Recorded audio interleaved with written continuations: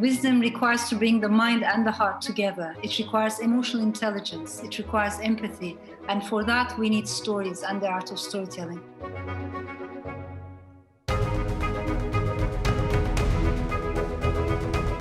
If you read a variety of novels by a variety of different people, you get a much deeper understanding of how the world works.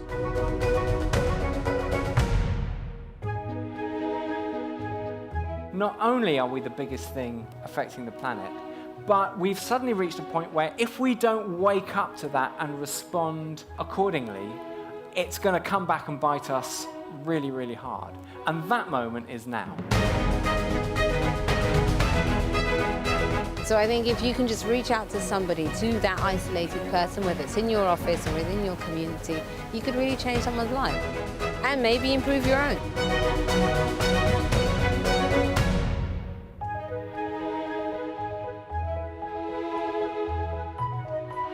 The atmosphere here is always of people who love books, longing to see a book, an event, an author that they love, and it's just palpable, it's wonderful.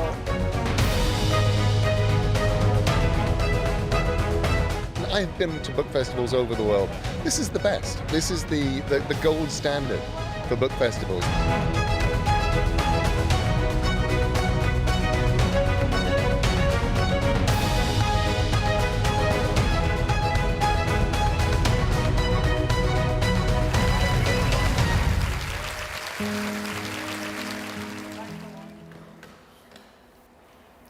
Welcome to the Edinburgh International Book Festival.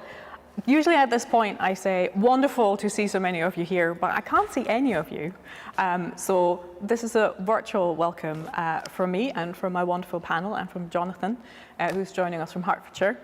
My name is Anne Landman. I'm the Festival Director of Chimera, Scotland's Festival of Science Fiction, Fantasy and Horror Writing.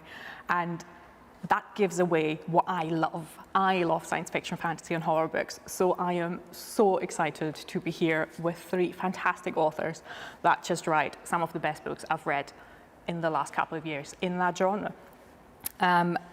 You will see we're not in Charlotte Square. We are in this wonderful studio, and you are lucky to see Edinburgh Castle behind us. We're in a studio at the Edinburgh College of Art.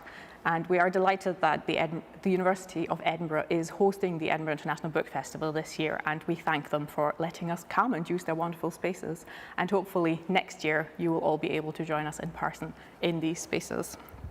About our event today, we are talking about fast forward. We're going to talk about the future. We have about 45 minutes to do so, and there will be plenty of time for you watching us asking questions and getting involved in the event. So there's a Q&A button, and if you send a question in, it will come onto this clever device. Isn't technology amazing?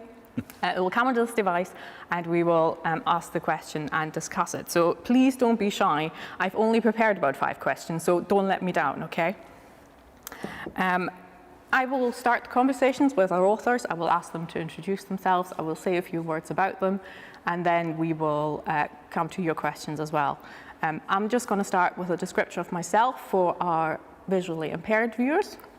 I'm a white woman with red hair and black glasses, and I'm wearing a green top today. So let me introduce our authors so you know what you're letting yourselves in for. And we're going to go alphabetical by first name, because I find that easier. So we're going to start with Ben Oliver over here. Ben is from Glasgow, so he's home country for me. He has been at my festival a couple of times now, which is wonderful.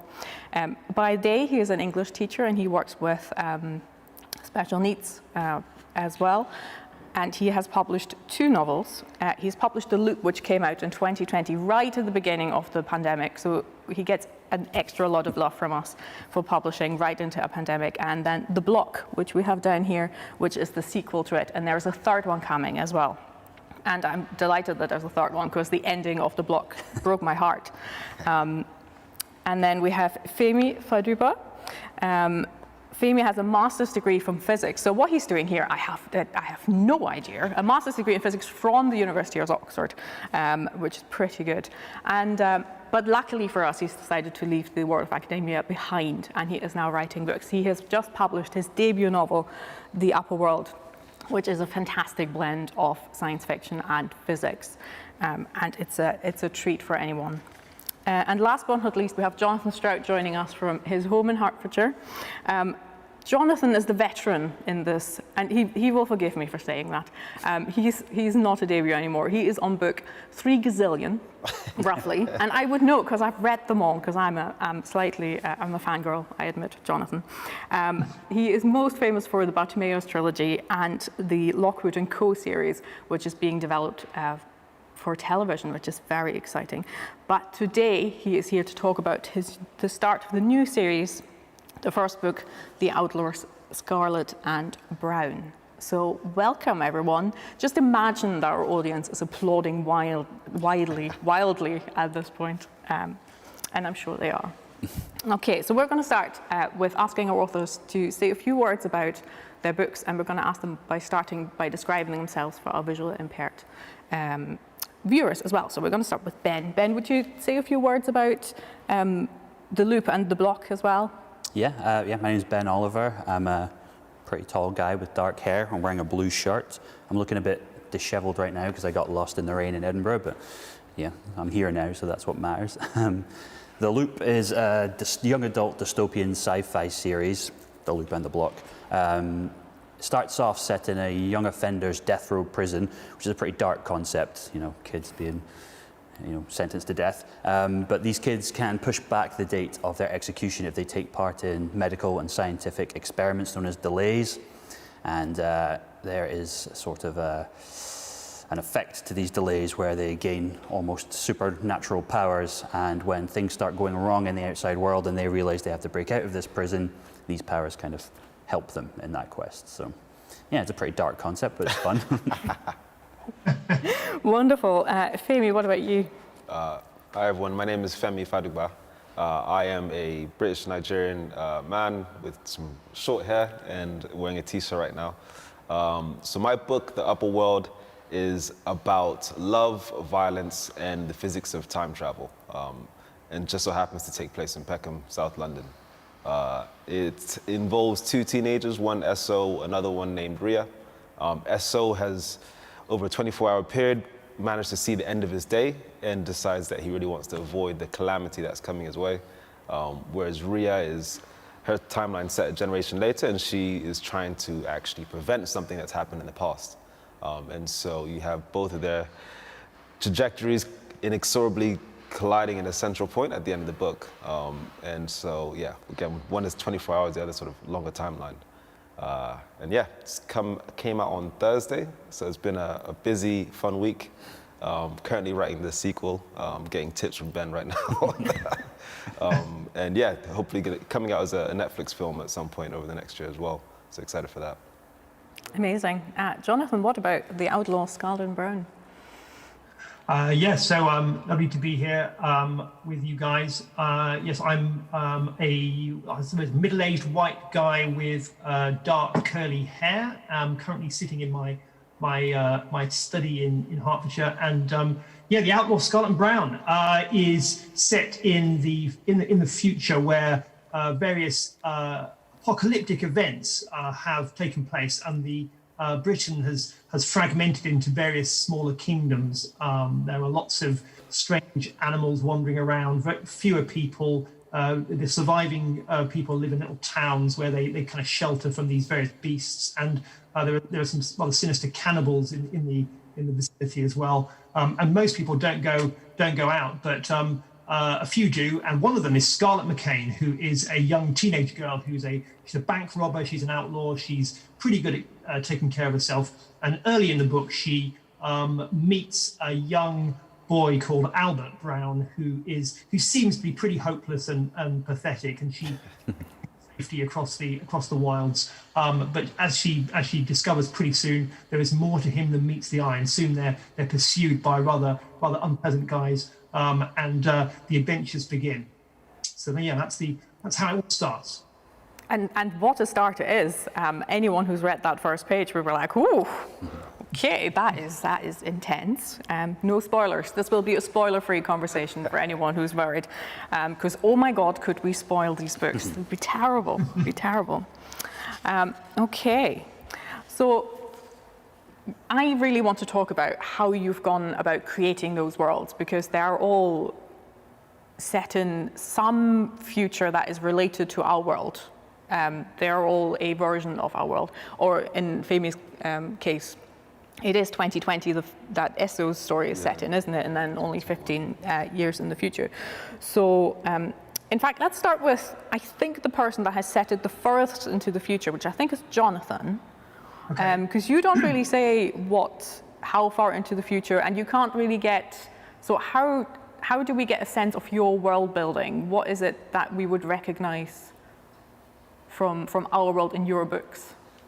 Well, there are certain things that are kind of the same. I mean, I started with the premise that if you were somebody living in one of these little surviving towns, then you would cling to kind of traditional notions of Britishness. Because in fact, one of the things I was kind of interested in was sort of exploring what it is to be British, which is very much a thing that we all think about at the moment. And so if you're living in one of these towns, there are post boxes, and there are kind of little tea shops, and it's all sort of a little bit kind of old fashioned and a bit cozy. And I liked the idea that you could wander around inside these towns, and you'd think it was all sort of pretty ordinary, a bit like what we experience today. But as soon as you go out of the gates of the town, you suddenly enter this kind of wilderness with all sorts of rather sort of scary things going on, and it's really the heroes of the story are the only ones who are actually prepared to cast off the old stuff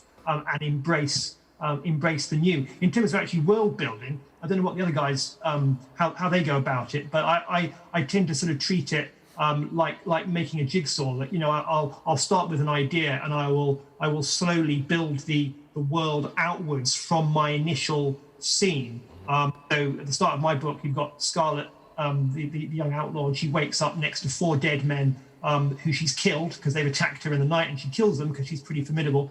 And at that point, the readers, and indeed me when I wrote it, never clue really who she was or why she was there. I didn't understand the world or anything. And as I wrote, I began to piece it all together. So for me, it's about sort of building outwards from the initial idea or the initial scene, and I'm still doing it because I'm writing the sequel now, and I'm still kind of expanding this jigsaw out towards the edge, and I still don't know what's beyond some of those edges.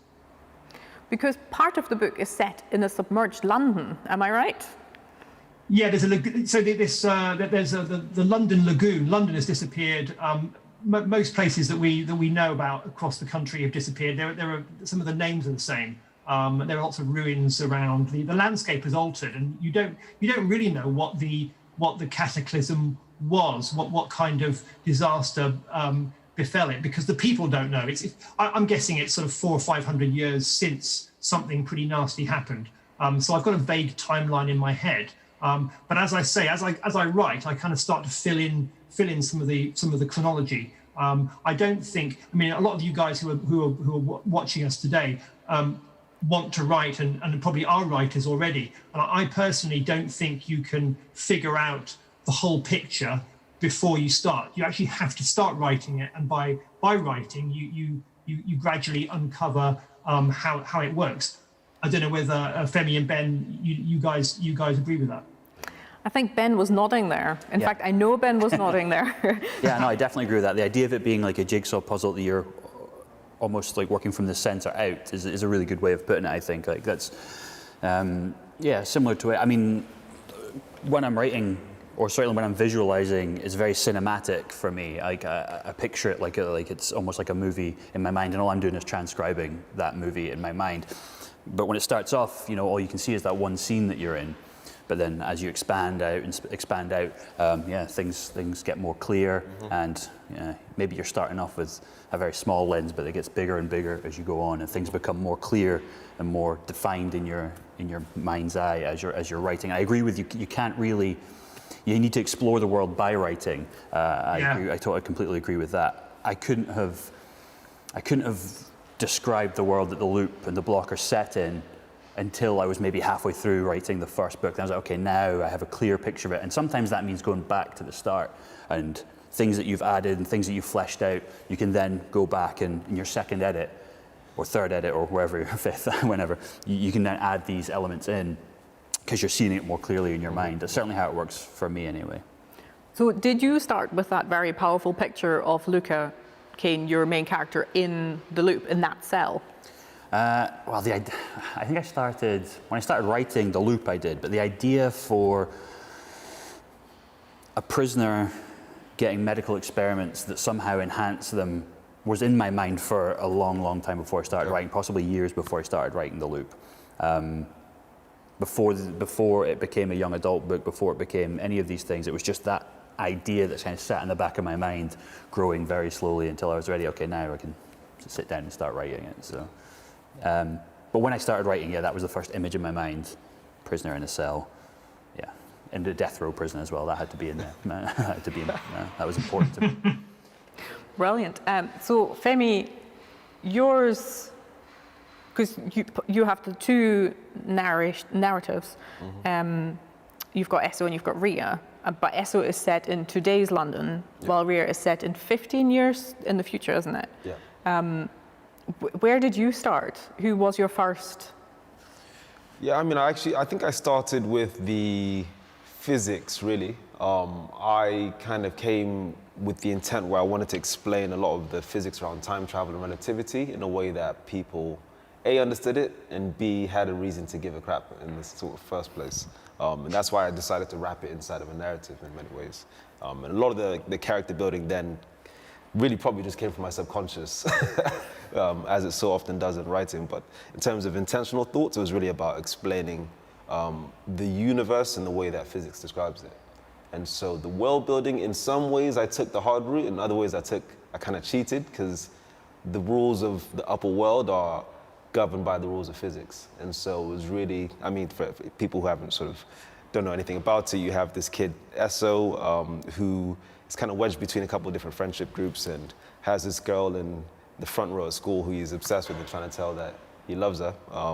And at some point he's running to try and catch the 36 bus, and then realizes the kid is about to get run over and pushes him out of the way and gets smacked by a 4x4, and not only knocked out of consciousness, but out of reality as we know it. So that's where I kind of then show him drifting into the upper world, this place where he can see time the same way physics describes it. So sort of his whole life stretched out in front of him. So for me, the challenge was, okay, that was kind of the starting point. Okay, let me describe this sort of 4D space-time. But in many ways, the challenge was, how do I take that abstraction and keep it grounded? So that's the second part of my world building, which is setting it in a place like Peckham, which I spent a lot of time in. And because one of my timelines, the Ria timeline, is 15 years in the future, I needed a place where I'd sort of seen enough of extrapolate, because I've lived in quite a few different places, but I've seen 20 years of change in Peckham, so trying to predict what would happen 15 years from now was a bit more straightforward versus some other places I've kind of spent time in. So that's kind of like you guys said, I think I had a couple of initial ideas, but then you kind of bolt it on and fill it out. And even book 2, I'm kind of still building it out from where I've started for book 1. Actually, I wonder, do we think it's easier to set something closer to our time, like the 15 years in the future, or do you think it's easier if you can just go, well, it's 1,000 years in the future and I can do whatever I want? Ben, do you want to start on that one? Because yours is quite far in the future as well. Yeah, it is. Again, I don't specify how far in the future it is, but it feels like between 150 and 200 years to me. That's kind of where it is in my head. I don't know. I've not tried to write anything as close as 15 years in the future. I know that for something set further in the future, it's quite fun just to say, okay, how do I solve that problem? Okay, here's a piece of technology that exists. I can just do that. Like, so I can solve a lot of problems just by saying, well, it's 200 years in the future. There's technology that exists that solves this problem. So yeah, it can be used as a bit of an escape route if you're struggling for a plot point or something. But I can't really compare it to something written closer because I've never tried that. So I know it's fun. I can have flying cars and things in my books, which we probably won't have in 15 years. So I know it's a lot of fun to write 200 years in the future. I don't know if it's easier or not. Yeah. And Jonathan, I think this is the first time you've set a book in the future as clearly as, because most Lockwood & Co. is very much an alternate reality, but kind of our time, I feel, maybe a bit earlier, and Bartimaeus similarly. Yeah, both the Bartimaeus and the Lockwood series were kind of alternate presents, really, and in a way that they were good fun to do because essentially the thought experiment was just what happens if you make one change. So with Lockwood & Co, the change is there's an epidemic of ghosts which has been ravaging Britain for 50 years. Okay, so what has happened to society? And then you can have fun sort of imagining the changes. And the Bartimaeus books, magic exists, and there are genies who do stuff for you. What's happened to the history of the world in that situation? So I as Femi said, I think it's important to embed it in something that you know that kind of counters that sort of fantasy. So in all my books, I set them often in London because I lived there, and so I kind of knew it, and it gave it a sense of a robustness of reality, which I think is important. And I found it's quite tough with Scarlet and Brown because deliberately I decided, no, it's going to be set. It's not going to be in London. London's has gone. We're much further afield. And I did find it harder in some ways because you have to invent more rules. You've got to figure out, okay, well, how does society work and how does the economy work and all this sort of stuff that you don't actually necessarily show in the book, but you've got to kind of have it sorted in your head, really. Otherwise, the reader's going to sense that you're just making it up as you go along, which I think is a real error.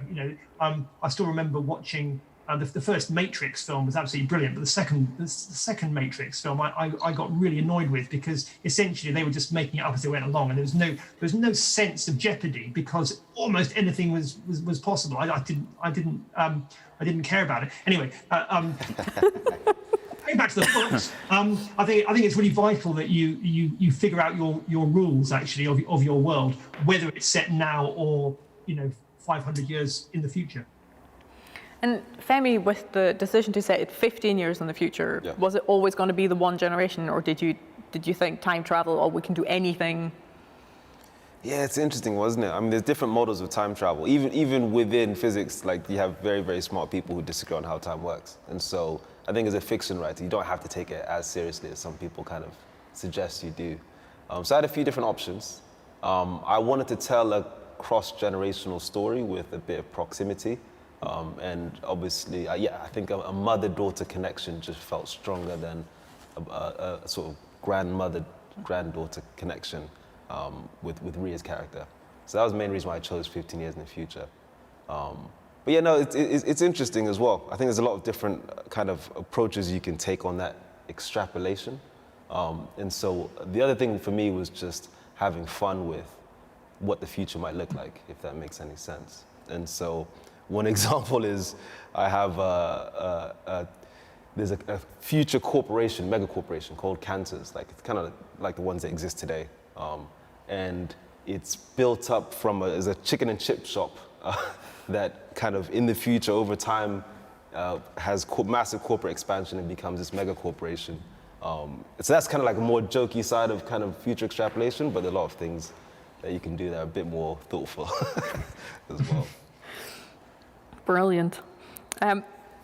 What do you think is it about setting your books in the future that we enjoy so much, that you as writers enjoy, and why do we as readers? There's so many books that obviously science fiction is a big genre and it's been around for a long time.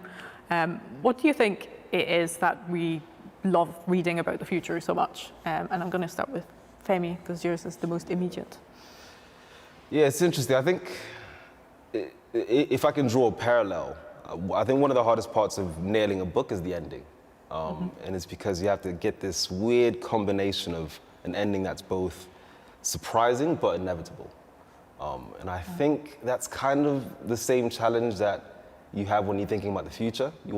The future by definition is uncertain and yet inevitable. And so I think as a writer, that challenge of coming up with that, not just for the ending of the book, but for weaving it throughout the whole world from start to finish, I just thought that was quite a fun challenge. I think I'm probably also slightly a person who spends too much time in the future anyway.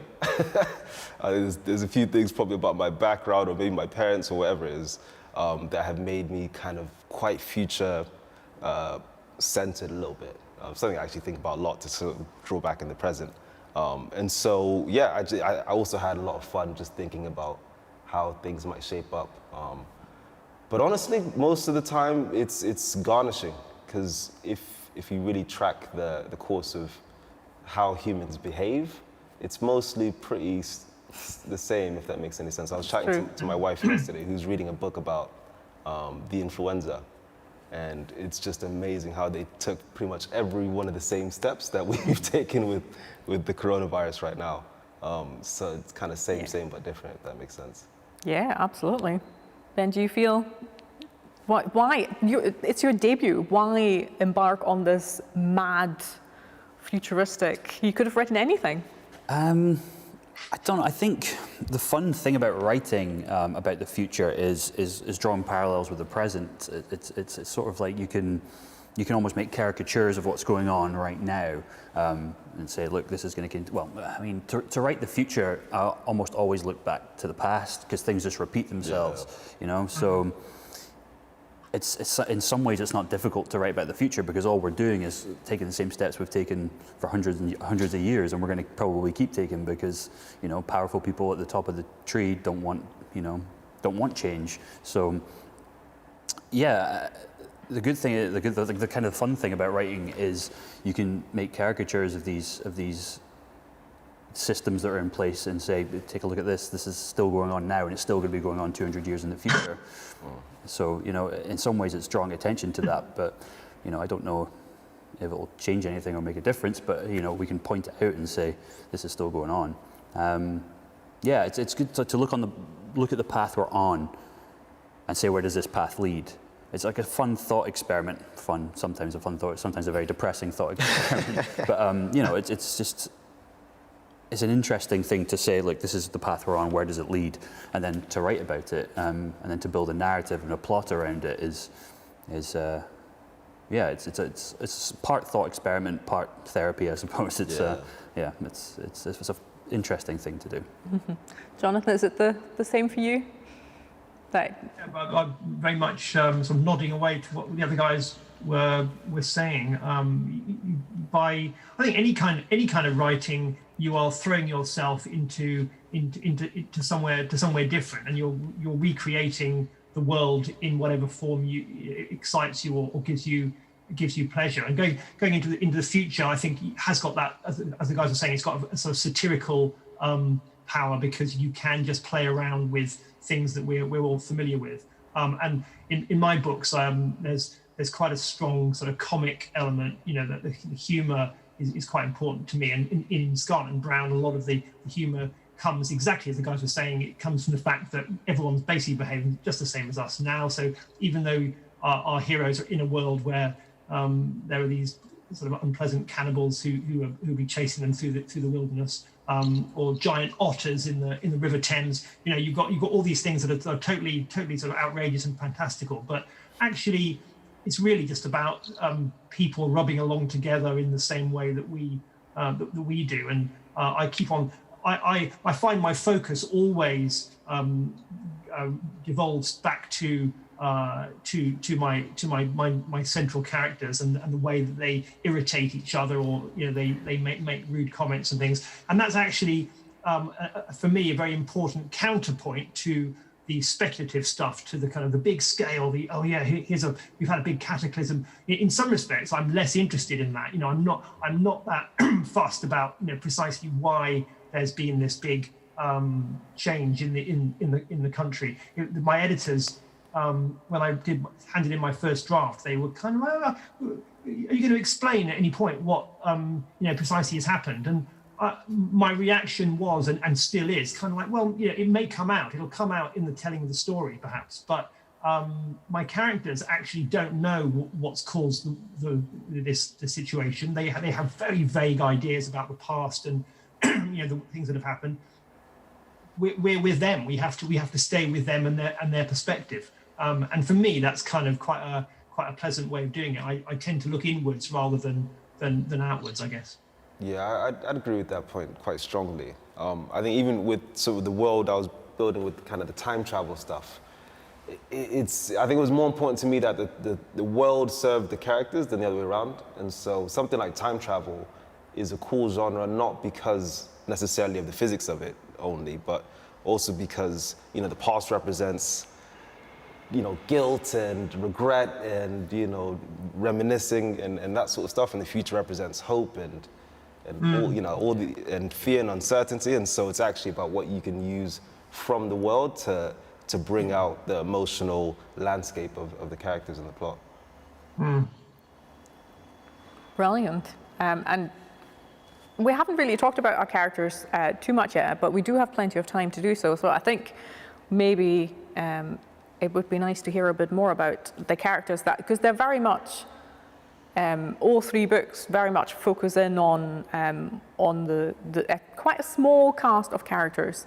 Femi, in yours, we have Esso and Ria. In Ben, yours is told from the perspective of Luca Kane. Mm-hmm. And while he has a big friendship group around him and enemies, we very much just see the work from his perspective. And Jonathan, with you, we have Albert and Scarlett. So maybe we could say a few more words about where those characters came from, how you came up with them. Did you struggle with pinning them down? And I think we're going to start with Jonathan, because I know that you struggled to pin down Scarlett, because she wasn't Scarlett when you started writing. No, she wasn't. And it goes back to my description of myself at the beginning. So that, dodgy middle-aged bloke. My original conception was that we were going to have a couple of characters going down the River Thames on a raft in a kind of a sort of cut-price British version of Huckleberry Finn going on the Mississippi. I imagined that there would be a child and that there would be an adult, and the adult would be this kind of middle-aged, jaded bloke. Who knows why I thought of that. And I actually wrote probably about, 50, 60 pages of stuff in which I had this relationship between these two characters. And it had some good stuff in it, but it didn't quite work. And I wasn't quite sure why. I couldn't make it ignite. The spark wasn't there. And in the end, I figured out that it was really this guy. I didn't want to read about him particularly. Going back to what Femi said just now, but you need to have somebody who has a future as well as a past, and actually there is hope there in the future. So I binned this guy, and I essentially gave a lot of his qualities, the fact that he was a very good fighter and that he was very formidable and a bit cynical. I put those qualities into Scarlett, who's a teenage girl, and immediately I did that. It came to life in my mind, and I was able to kind of make headway. And I counterposed her with Albert, who's very gentle and very optimistic and kind of naive and really irritates Scarlett. You get totally frustrated by him, and that's one of the great pleasures for me. With most of the books I write, that usually you've got a couple of contrasting characters who really rub up against each other, and you get a lot of the sort of narrative sort of pleasure from seeing them together. I put them into difficult situations, and Scarlett can't get away from Albert, and actually that's good. They will both benefit from this collision. I had a lot of fun doing that. They are a wonderful pairing. I thoroughly enjoyed them. as characters. And the same with Esso and Ria. They are just, Ria is just such a, you want to shake her sometimes, I feel. There's a scene in the book where I'm like, you did, what? Stop it. But I love her, and I just want her to be happy, and so where did those two? Yeah, it's interesting. My first draft, I just wrote the thing, and I didn't think too much about plotting. You know, basically, that's generally how you roll, isn't it? Yeah, which everyone says, oh, that must make the process so much faster, but it doesn't. It just means you come up with plot points and you have to go back and almost start again. It doesn't make it faster for me, but yeah, it's an interesting point, isn't it? Yeah, no. And so I did kind of both storylines like that and kind of just ran through. But I think in the end, again, this is more subconscious that wrote the characters, and then it's only now that I'm post-analyzing that I can put structure to this stuff. But I think Esso probably is a little bit more like me when I was younger, where I would find myself in these very stupid situations, just completely by mistake. And even at school, I'd find myself in the headmaster's office for some reason, and I'd just tell myself, all right, this is not happening again. And then sort of the next week, you know, I was generally a good kid, but I might find myself in the same situation. So that he kind of represents the side of me that doesn't take life seriously enough. And then Rhea, in some way, because of the circumstances she's in, kind of represents the other side of me, which is probably slightly older me, which almost takes life a bit too seriously. And so it was fun kind of putting those two characters, both teenagers, and just showing how they both need to find not necessarily a middle ground, but a third way that gets them out of the different spirals. I love about Rhea that she's a footballer. Yeah. Did you want to be a footballer when you were young? I went through a few different cycles. I wanted to be a sprinter at one point. I never wanted to be a footballer. I wanted to be a rugby player at one point as well, actually. My school took that quite seriously. But yeah, so there was a lot of influence from that as well, actually, just elite sport, especially for teenagers. Just how strange and intense an environment it can be. And if I had one sort of regret in terms of sport, it would actually be to sort of go back and just take it much less seriously. So that's kind of, she was in an environment where she doesn't have her parents, and she's almost trying to earn the love of people around her by just being great at stuff. And so it doesn't, you know, that's a risky strategy. Yeah. And so as you sort of see that kind of play out in the book. But yeah, no, I think there's elements of that definitely came in from my experiences. Brilliant. How much of you is in Luca Kane? And may I just say, poor Luca. I know, I do put him through a lot. Oh, honestly. I'm starting to feel bad for him now. Yeah. Yeah, there's definitely certain parts of my thought processes that exist in Luca Kane, because, well, he's the narrator. We're seeing the world through his eyes. It's told in like first person, so yeah. He's different from me, certainly, but a lot of his thought processes are the way that I would figure things out, the way that I would go about, you know, extrapolating things and working things out. But I always think, like, a lot of authors say, oh, there's a bit of you in every character that you write and stuff like that. And I think there's bits of the person I wish I was in some of my characters. Yeah. Like Panda Banks, she's this heroic person that runs towards danger. I don't think I would be like that in real life. And like Malachi Bannister, he's this like very charming, very sociable person, and I don't think I'm like that either. So there's little bits of the people I wish I was in my characters. I think Luca definitely has my thought process, but he's different from me as well. Yeah, I don't know. Luca Kane just sort of arrived fully formed in my mind, which is very lucky. Usually there's a lot of like, especially in my case, there's a lot of rewriting and kind of figuring out characters as I go, like a theme of my writing is going back to the start and starting again. So a lot of times I have to figure my characters out, but Luca Kane was just there, and that was very lucky, because I think there would have been a lot of rewriting if I hadn't figured him out very quickly. So yeah, I was lucky with that one. He's a great character, but oh my God, the poor boy. Okay, we've got some great audience questions. And I think we're going to start with the one from Lucy. Thank you very much for your question, Lucy. Do you think any parts of your world might happen in real life? And I think we'll start with Femi, because you know you only went 15 years in the future. Yeah. Are you a prophet?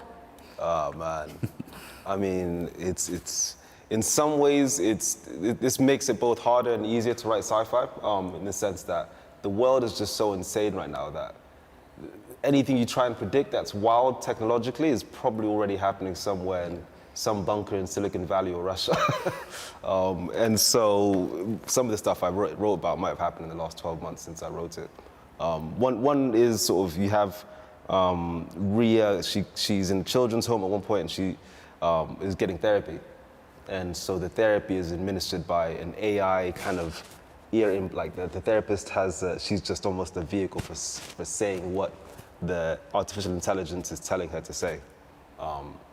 And so I could definitely see that happening, if it's not happening already. And then you have like a sort of police state in a way, which I don't think is too dissimilar to what you have in the UK, the US, or anywhere else in the world, to be honest. But with drones that are overly armed and overly aggressive, and and so I think there's a lot of these things which you're kind of already seeing.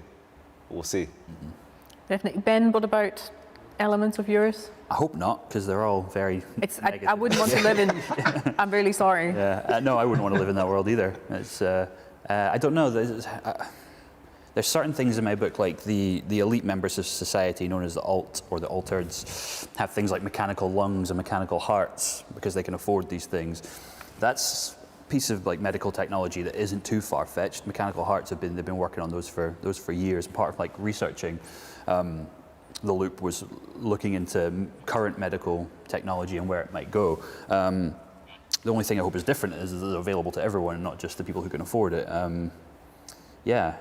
But other than that, I hope not. There's also killer drones in my future as well. It's obviously something that's like we're all very scared of, is the power and the power of drones and how they could be militarized. And let's hope that doesn't happen, but probably will. Cheerful. Jonathan, giant otters? Well, I mean, I guess I'm hoping that all the sort of various disasters in my book don't happen. But actually, in some respects, I don't see my book as being a dystopia at all. Even though you've got humans have sort of radically fallen in number.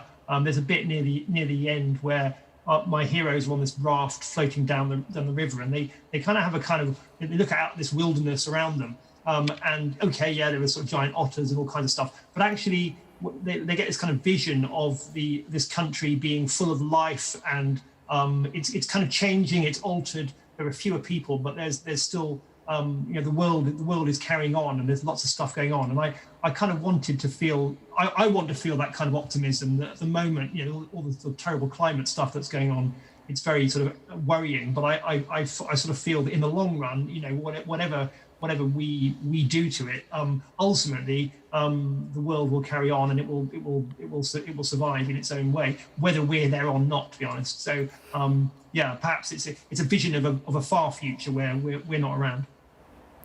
Which leads us beautifully into a question Apollo has asked us. If you could only have three objects and you ended up in this dystopian future, what would you take? So you can take 3 things of today into a dystopian future. Wow, that's a great question. Yeah, right. Oh, look at them think. No, this is really hard. Tough one, that. We can do one because I'm conscious of the time. Pick one. Pick one. Okay, Jonathan, come on. What would you take? I was trying to think of something really sort of intelligent there. In fact, on my desk over there is my asthma inhaler, and I suppose actually, for me to relax in this new world, probably having my inhaler with me would be quite important, because you can bet that no matter how great the world was, if I was there without my inhaler, I'd probably end up getting wheezy, and it would all go horribly wrong. So I'll take medication to keep me alive. Very good. Good answer. Ben? I'm trying to think of something like a resource that is running out that would be worth a lot of money in the future that I could use as currency. I can't quite think of anything right now. Something that we won't have in the future. The only thing I think of is helium right now. I know we're running out of helium, but I don't think it'll be worth that much, will it? And how would you transport it? I don't know. In a big canister. That's not going to be enough, though. I don't know. This is a terrible answer. Okay. Femi, come on, save us. My answer is similar, actually similar vein to Ben's. I think I would take like a game console. But you won't have, you might not have electricity. That's a great point. That's a great a point. really I'm difficult sure there's question. going to be like some back road where you can find some electronic shop. If it was like an N64, I'm sure in like the year 3000, that'd be worth a lot of money. I think Apollo should write this book. It sounds very interesting. Yeah. Brilliant. Okay, we've got a great question from Lawrence, which is always one of my favorite debating points.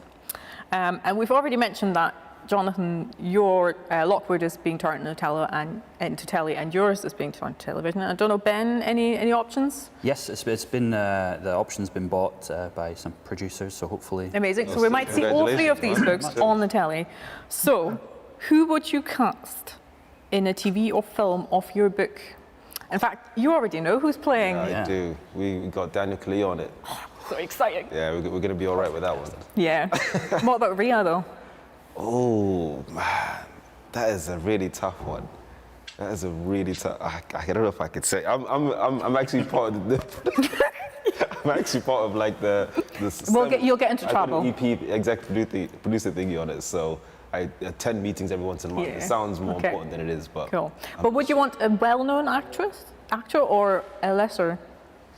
You're not fast? I'm not too fast. I think somebody who could just carry who's believable, basically. Who could just really carry the vibe of Rhea, that sort of... the tenacity, but also that kind of intellectual curiosity. Someone who I believe on both of those fronts. Yeah. Nice. What about Luca, Ben? Who would you see?